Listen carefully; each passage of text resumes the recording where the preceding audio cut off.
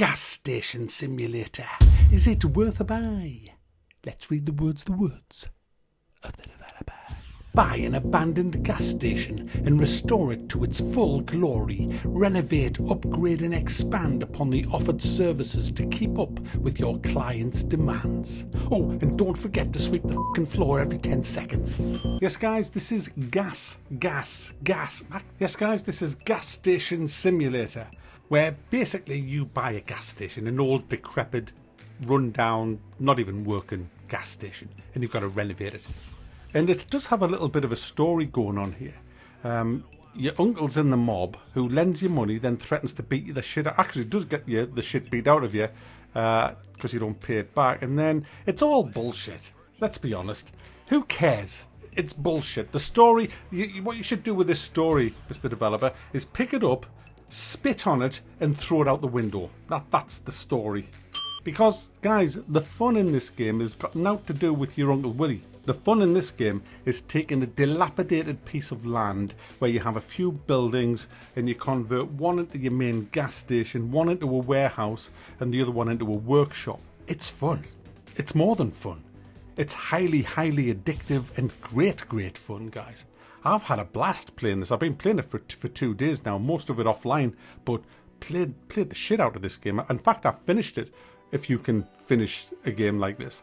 But I've played the loan back and I've upgraded my station to its max, and that's it. I've kind of soaked up all the content there is, but it's really good. It's really good. Watching your whole gas station expand from 1 pump to 2 pumps. You can get 3 pumps, 4 pumps. You can expand all the pumps. You can expand the interior. You paint it any colour you like that's on the palette. You then buy shelves, rearrange it any way you like, except for the cashier bit. You can't move that, which is a bit of a shame. You should be able to. You can buy different shelves for cigarettes, alcohol, snacks, for... What's that fucking chav on the motorbike? Hey, hope you fucking crash! Honestly, guys, trying to fucking record in here when this arsehole outside, on the roads, on a stolen bike. God, I fucking hate this place. What was I saying? Yeah, different shelves for different kinds of products that you have. You can buy... He's not going anywhere. He's going to sit there, just doing that. Go around the block. Then he'd come back and he'd sit outside there. Thank goodness, guys, he switched his bike off. Oh. So you have different shelvings, guys, for different things that you want to sell, and you arrange them wherever you want.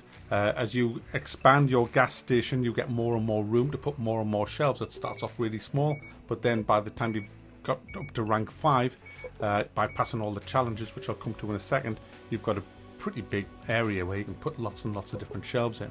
Now, to stock the shelves, you get onto your PC, which is by your cashier's desk, and you order the bits in. Now, the price fluctuates. Sometimes it's expensive, sometimes it's cheap. So if it's cheap, you'll get a green light next to the item that you're going to buy.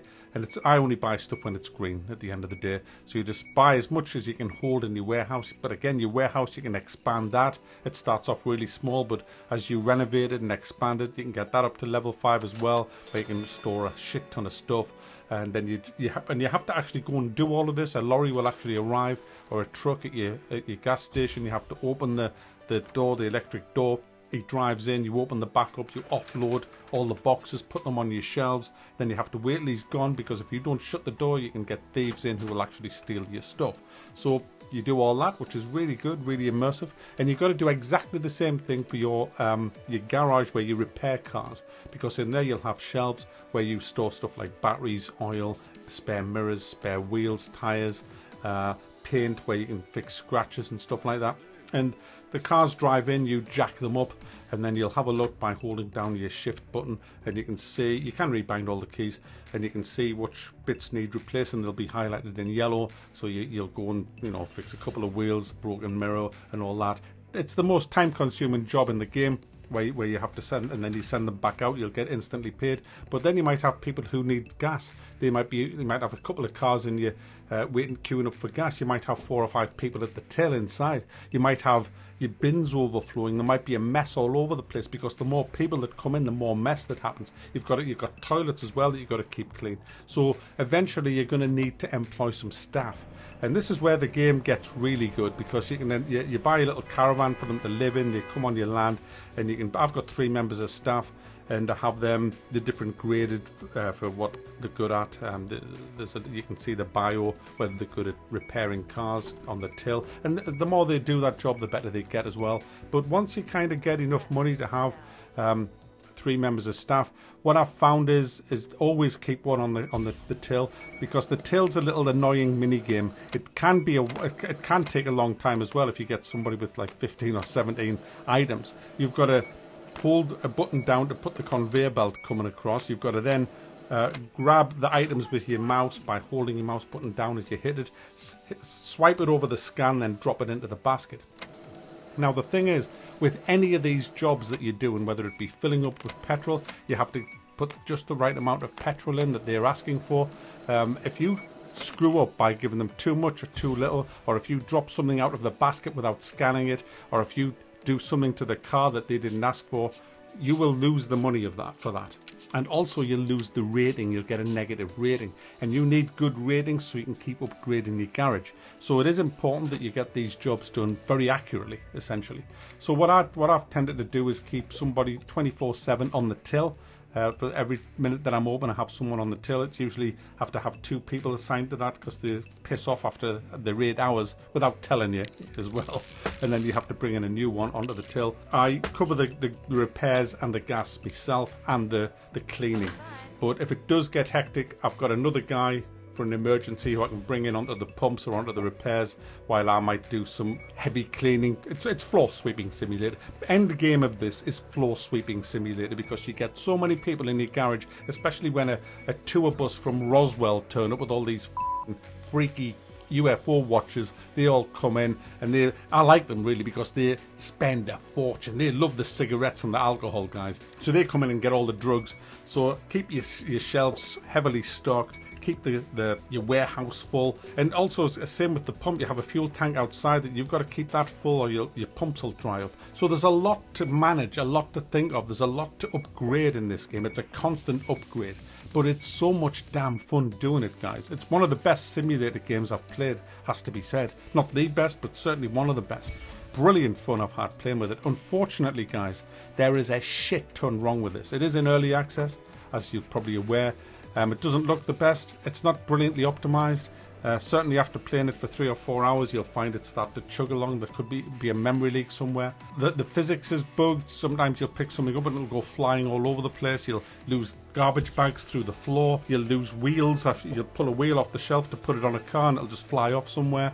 It's that kind of physics kind of bug that you've probably seen 1,000 times before in early access games. But there's also some design flaws in this. Basically, you get far too many footprints on the floor. It just becomes floor sweeping simulator by the end of it. The wall paint, you have to paint all your walls to make it look nice, but the paint doesn't last long at all. It should last 4 times as long as it does. It's crazy that paint won't stay clean as long as it does in this game. But I think the bigged problem is your staff. You need a roster or a schedule so you can actually assign staff to certain jobs at certain times, because they just f*** off. They don't tell you that they're f***ing off. I mean, you might be in the garage doing a big repair, and you suddenly see that there's 6 people on the till, and you think, hang on, I've got someone on the till, and you go inside, there's nobody there, because the person on the till says, right, that's it, I'm too tired now, I've worked for 8 hours and I'm thoroughly exhausted, because obviously it's 2021. So there's a lot of things wrong with it, but there's a lot of things right with it. And no wonder this has been the top seller on Steam for a while. I can totally see the draw to this kind of game. Now, the price for this at the minute is it's £15, but it's on 10% off at the minute. I've easily had my money's worth, easily. So I'm going to thumb it up, because even with all the bugs, and the developers, he's putting out updates really fast, so he's on top of things. But it's a brilliantly fun game that's terribly flawed at the minute with a lot of the bugs. It's crashed a few times as well. If you are going to buy it, I mean, there's a demo you can try, but if you are going to buy it, I highly recommend you save often, and you maybe restart your game after three hours. just to reset it all, if you like, because there does seem to be a memory leak. It has very long load times, especially the first time you play it as well. But other than that, I'm really looking forward to where this is going to go. I've had a blast playing it. I really have. So yeah, I'm going to give it a thumb up.